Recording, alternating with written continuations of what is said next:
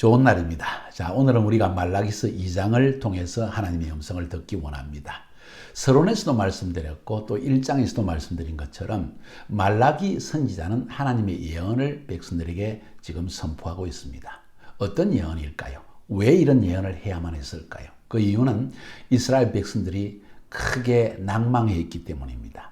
또 뿐만 아니라 하나님의 사랑에 대해서 의심하고 있었기 때문입니다. 왜 그렇게 되었습니까? 왜냐하면 바벨론의 포로 생활에서 이스라엘 땅에 돌아온 지가 벌써 80년, 100년이 지나갑니다. 그런데도 불구하고 성전까지 힘든 가운데 지었습니다. 그런데도 불구하고 삶은 변화되지 않았습니다. 하나님의 축복이 임하는 것을 볼 수가 없었습니다. 그들은 다윗의 왕국이 다시 회복되는 것으로 생각했는데 다윗 왕국은커녕 오히려 매일 하던 어려움을, 경제적으로 어렵고 또 외부 민족들이 계속 공격을 하고 말할 수 없는 어려움이 계속되어졌습니다. 그래서 하나님에 대해서 낭망하고 하나님에 대해서 원망하고 하나님의 사랑에 대해서 의심하는 그런 때가 찾아온 것입니다. 바로 그런 때 하나님께서 말라기를 통해서 말씀하십니다. 너희들이 이렇게 말하는구나. 하나님, 당신이 어떻게 나를 사랑하십니까? 보여주십시오. 그래서 하나님은 1장에서 그들에게 말씀하십니다. 내가 수많은 민족 가운데 너희를 택하였고 또 너희 집안 가운데에서도 에서는 미워하고 야곱은 사랑했다고 말하지 않느냐. 내가 말한 대로 에서의 후손인 에돔 족속은 완전히 멸망당한 거 보지 못하느냐. 그래도 나의 사랑이 너희들에게 변했다고 생각하느냐? 없다고 생각하느냐? 아니다. 내 사랑은 절대로 변함이 없다. 그러면 왜 우리 삶에 이런 어려움이 닥쳤습니까? 할 때 하나님이 그들의 죄악을 지적하십니다. 너희들 죄 때문이다 하면서 죄를 두 가지로 구분해서 제사장들의 죄악과 백성들의 죄악을 하나님이 지적해 주십니다. 제사장의 죄악에 대해서 1장에서 보았습니다. 제사장에게는 두 가지의 중요한 사역이 있었습니다. 그 첫 번째 사역은 무엇인가 하니 성전에서 제사를 드리는 것입니다. 제사 드린다는 것은 백성과 하나님 사이에 있는 갈라진 틈을, 죄로 인해서 완전히 하나님과 관계가 깨어진 것을 다시 화목케 하는 것이 바로 이 제사장의 사역입니다. 그래서 짐승의 피를 흘려서 하나님께 제사를 드림으로 말미암아 하나님이 그들의 죄를 사해 주시고 하나님은 백성들과 교제할 수 있는 것입니다. 관계를 회복하는 것입니다. 이것이 제사장의 사역이었습니다. 그런데 1장에서 보는 것처럼 백성들은 하나님 앞에 흠이 있는 제물을 드리고 더러운 빵을 드리고 이렇게 해서 하나님의 진노를 더 격발시켰습니다. 그것이 1장에 적힌 내용입니다. 그것이 제사장의 첫 번째 죄악입니다. 제사장의 두 번째 사역은 무엇일까요? 그것은 말씀 사역입니다. 좀 더 정확히 말하면 레위의 사역이라고 말할 수 있습니다. 제사장들은 레위 지파이지요. 레위 지파 중에서도 아론의 집안 사람들은 제사장이 되었다고 말씀드렸죠. 그래서 제사장의 사역은 레위의 사역이고 레위의 사역은 말씀을 가르치는 사역입니다. 이건 성전에서 사역은 제사 지내는 사역이라면 백성들 가운데서 제사장들이 해야 되는 사역은 말씀을 가르치고 그 말씀을 가르침으로 말미암아 백성들이 죄에서 떠나게 하는 것이 중요한 사역이었습니다. 그런데 제사장들이 그 사역을 게을리했다는 거예요.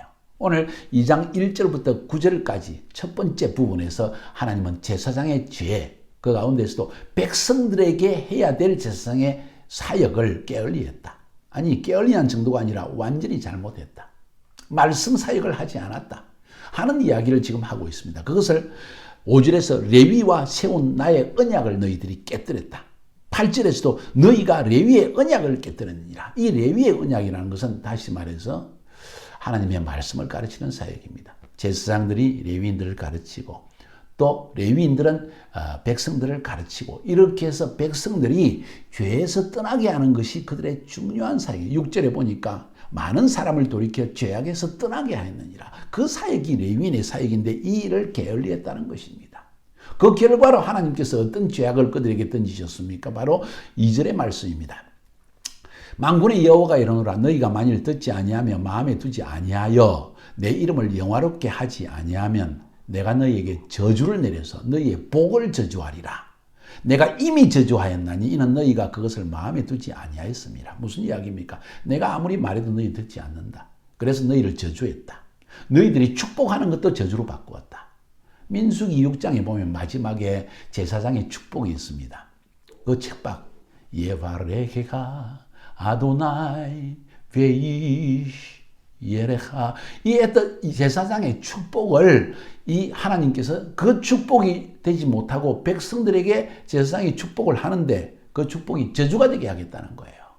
이 얼마나 무서운 말입니까? 그 말은 제사장들 너희들은 하나님의 축복의 통로인데 그것을 싹 없애버리겠다. 너희들의 영적 권위를 완전히 제하여 버리겠다. 이런 이야기를 지금 하고 있는 것입니다. 사랑하는 여러분, 제사장의 가장 큰 죄악 때문에 이런 저주가 제사장에게 임하였다 하는 이야기를 오늘 본문은 우리에게 하고 있습니다. 이것이 첫 번째 죄악입니다. 자, 우리가 여기서 얻을 수 있는 중요한 교훈은 사랑하는 여러분, 오늘날 제사장의 직분을 감당하는 자가 누굴까요? 베드로전서 2장 9절에 보면 하나님께서 우리는 택하신 족속이요 왕 같은 제사장이다. 다시 말해서 예수 믿는 사람 모두가 제사장이라고 말하고 있습니다. 단순히 목사, 장로, 집사, 권사 혹은 선교사 이런 사람들만이 제사장의 직분을 하는 것이 아니라 많은 사람이 생각처럼 목사와 전도사, 선교사 이런 사람들만 제사장의 직분을 한다. 아니요. 하나님은 우리에게 너희가 왕같은 제사장이다. 다시 말해서 예수 믿는 우리 모두가 제사장의 역할을 해야 된다고 말씀하십니다. 그런데 우리가 그 제사장의 직분을 감당하지 않는다. 그 말은 우리가 마땅히 다른 사람을 말씀으로 가르치고 양육해서 또 다른 사람을 제자를 삼는 이런 삶을 살아야 되는데 이런 삶을 하지 않기 때문에 하나님이 우리에게 저주를 쏟아낸다는 이야기를 지금 하시는 거예요. 무서운 말씀입니다. 거기에다가 3절에 더 큰 재앙을 주시는데 보라 내가 너희 자손을 꾸짖을 것이다. 제사장의 자손까지 저주를 할 것이다. 똥 곧 너희 절기의 희생의 똥을 너희 얼굴에 쳐바를 것이다.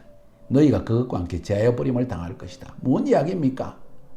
똥을 얼굴에 쳐반 똥은 가장 추한 것이요 더러운 것이요 가증한 것이요 하나님이 버리시고 돌아보지 않는 것인데 그것도 절기의 똥이라는 것은 절기 때에는 수많은 짐승을 잡아서 하는 게 제사를 드리니까 잡을 때 엄청난 똥을 쌉니다. 똥이 나옵니다. 절기의 똥은 엄청나게 많은 똥이라는 거예요. 그 똥을 너희 얼굴에 쳐발라버리고 똥과 함께 너희도 함께 똥으로 취급하여 버리겠다. 지금 이 말씀을 하는 겁니다. 이거 얼마나 무서운 말씀입니까? 우리를 똥으로 취급하겠다는 말씀을 지금 하시는 거예요. 여러분 정신 차려야 됩니다. 왜?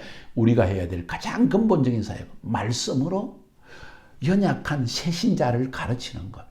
말씀으로 내 자녀를 가르치는 것, 말씀으로 내 제자들에게 더 생명의 말씀을 나눠줘서 영적으로 강하게 자라게 하는 것, 이 일을 하지 않았기 때문에 이 말씀을 가르침으로 말미암아 그들이 죄악에서 떠나게 하는 것, 죄를 지었을 때 회개하는 것, 이 사역을 하지 않는다면 여러분도 저도 마찬가지로 이런 저주가 하나님이 똥을 우리에게 처벌할 수 있다는 거예요. 죄송합니다. 이 말을 써서.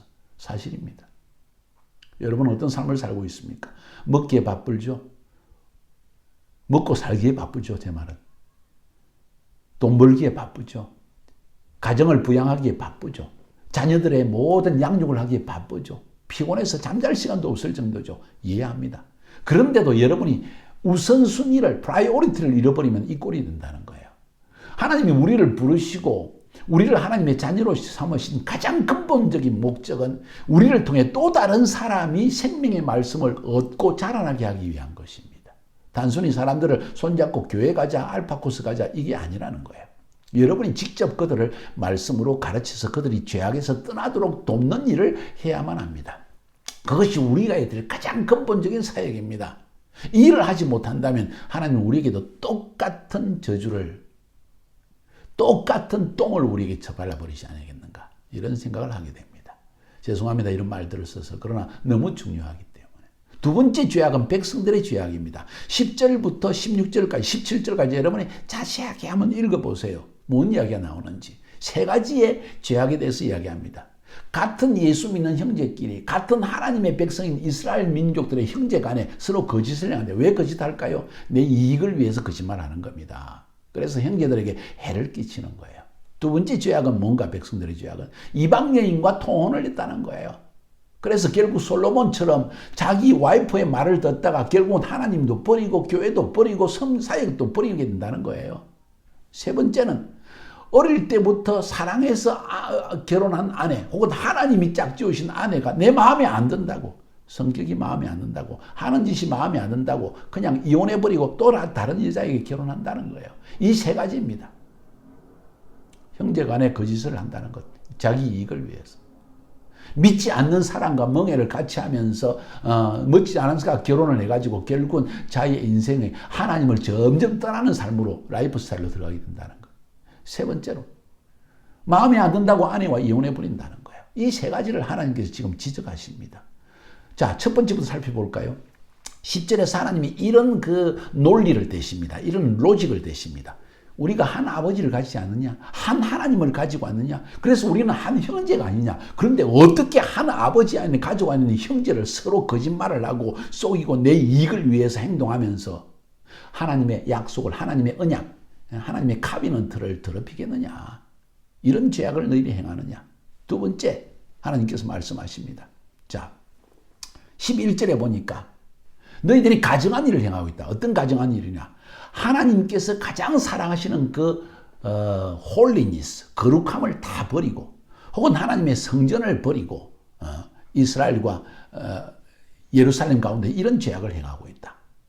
무슨 죄악이냐? 이방 신들의 딸과 결혼했다. 이런 표현을 씁니다. 이방 신의 딸. 그러니까 하나님을 섬기지 않고 다른 신을 섬기는, 이 세상 신을 섬기든지 또 혹은 다른 신을 섬기는 딸들을 가져와서 결혼을 한다. 너희들이 겁도 없구나. 너희들이 겁도 없다. 그런 사람과 결혼하면 너희들 인생의 마지막이 어떻게 되는 줄 아느냐? 그래서 하나님은 신약 성경에서 말하기를 믿지 않는 자와 멍해를 같이 하지 마라. 이 말은 믿지 않는 사람과 하나 되지 말라는 이야기예요. 왜 그렇게 말씀하십니까? 너도 솔로몬처럼 된다는 거야. 자기도 모르게 내가 사랑하는 여자가 말을 하면 침상에서 이야기하면 소곤소곤 하는 이야기에 속아 넘어가가지고 결국 아내가 하고 싶은 대로 해버린다는 거예요. 주님을 떠나는 거예요. 하나님을 떠나는 거예요. 이런 일들을 악을 행하고 있다는 거예요. 그 다음에 또 제가 지금 죄악만 먼저 열거를 합니다. 그 다음에 또 아내를 너희들이 버렸다는 거예요. 14절에 보니까. 왜 하나님께서 너에게 분노하시는가? 어릴 때 하나님이 주신 아내를 너가 버렸다. 그러니까 하나님을 버린 거하고 똑같다. 그래서 하나님이 어떤 벌을 주시는가? 보세요. 어떤 벌을 주시는지 한번 보십시오. 자, 12절에 한번 보십시오. 12절에 여호와께 제사 드리는 자도 여호와께서 야곱의 장막 가운데서 끊어버리겠다. 아무리 제사를 드려도, 예배를 드려도 하나님 받지 않겠다는 그런 이야기입니다.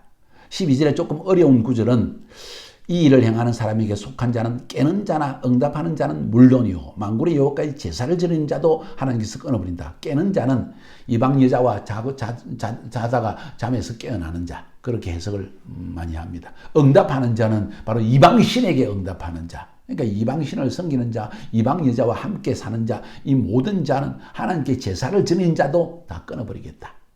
그런 이야기를 하십니다. 13절은 뒤에 보니까 하나님께 너희의 봉헌물도 돌아보지 않고 그것을 너희 손에서 받지도 않겠다. 너희들 11조 드려도, 헌물 드려도, 기도를 해도 받지 않겠다. 그런 이야기를 지금 하고 있는 것입니다. 무서운 것입니다.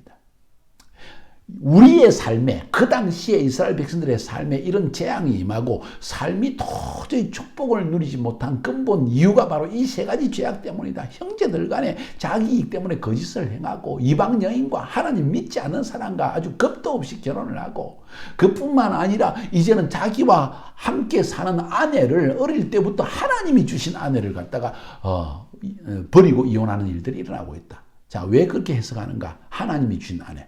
15절을 보십시오. 해석이 참 어렵습니다. 그에게는 영이 충만하였으나, 하나님은 영이 충만하신 분인데 오직 하나를 만들지 않느냐. 수많은 영들, 사람들 가운데 한 영을 만드셨는데 그 영이 뭐냐? 제가 해석할 때는 너희 아내의 영이다. 어째서 하나님이 만드셨느냐? 이는 경건한 자손을 얻고자 함이라. 하나님이 네 아내의 영을 만드시고 그 아내를 너에게 붙여주신 것은 너와 함께 살면서 너와 함께 사이에 경건한 자손을 얻게 하기 위해서 그런 것이다. 그러니까 네 심령을 삼가 지켜서 어려서 맞이한 아내에게 거짓을 행하지 마라. 근데 너희들이 지금 거짓을 행하고 있다는 거예요. 마음에 안 든다고 마음대로 잘라버리는 건 하나님을 너희 인생에 잘라버리겠다는 거하고 똑같은 거 아니냐? 하나님이 정해놓으신 아내가 있다. 수많은 영들 가운데 특별히 한 영을 하나님은 딱 택하시고 그것을 너에게 붙여주신다. 그 경건한 자손을 얻기 위해서 하나님의 계획이 있다는 겁니다. 여러분, 결혼 아무렇게나 하는 거 아닙니다. 내 마음에 든다고, 예쁘다고, 여자의 집안에 돈이 많다고, 내 인생이 편할 것 같다고, 나한테 잘해준다고. 그것도 아닙니다. 하나님께서 정해놓으신 아내가 있다는 겁니다. 여러분, 너와 그 여인, 하나님이 정해놓으신 한 영, 그것이 만나서 경건한 자손, 하나님이 기뻐하시는 후손을, 다음 세대를 얻어서 그 다음 세대도 하나님을 경외하게 하기 위해서 하나님이 이 일을 행하는데 너에게 그것을 깨닫는 마음이 없다는 것입니다. 이것이 재앙이라는 거예요. 이것이 저주라는 것입니다. 어떻게 생각하십니까? 거기다가 마지막 17절을 보면 무슨 이야기가 나오는 거 아니? 하나님, 정의의 하나님이 어디 있습니까? 하나님이 정말 공의로우십니까? 정의로우십니까? 그렇다면 왜 악한 일을 행하는 사람을 가만 놔두시고 마치 악한 일을 하는 사람을 잘했다 이렇게 말씀하는 것 좀 보여집니까? 왜 하나님이 악한 자를 가만 놔두시고 우리를 더 고난받게 하십니까? 이렇게 백성들이 또 질문을 합니다. 백성들의 말도 희한합니다. 하나님은 악한 자를 잘한다고 하시는 하나님 아닙니까? 여기에 대해서는 3장으로 넘어가 보면 3장 1절부터 5절까지 해서 하나님이 답을 주십니다. 하나님 반드시 심판하시는 하나님입니다. 절대로 지금 잠깐 하나님이 눈 감고 있는 것처럼 아무 말도 안 한 것처럼 보이지만은 마지막 때 반드시 심판하실 것이다 하는 답을 3장에서 주고 있는 거예요. 여러분, 이 말씀이 2500년 전의 말라기 시대의 말씀입니까? 아니요. 저는 생각에 오늘날 우리에게 주는 말씀이라고 생각합니다. 이 말씀을 서로 나누면서 우리 자신을 돌아볼 수 있기를 바랍니다. 백성들은, 이스라엘 백성 그 당시에 지금도 하나님이 이럴 수가 있습니까? 하나님 살아계십니까? 하나님 나를 사랑하십니까? 하지만 하나님은 나는 내 할 일 다 하고 있다. 나의 사랑은 변함없다. 너희들을 쳐다봐라. 너 자신이 어떻게 하고 있는지 보아라. 너에게 문제가 있다. 그걸 보지 못한다면 재앙은 계속될 것이다. 저주는 계속될 것이다. 삶은 여전히 어려울 것이다. 승리하시기를 주님의 이름으로 축복합니다.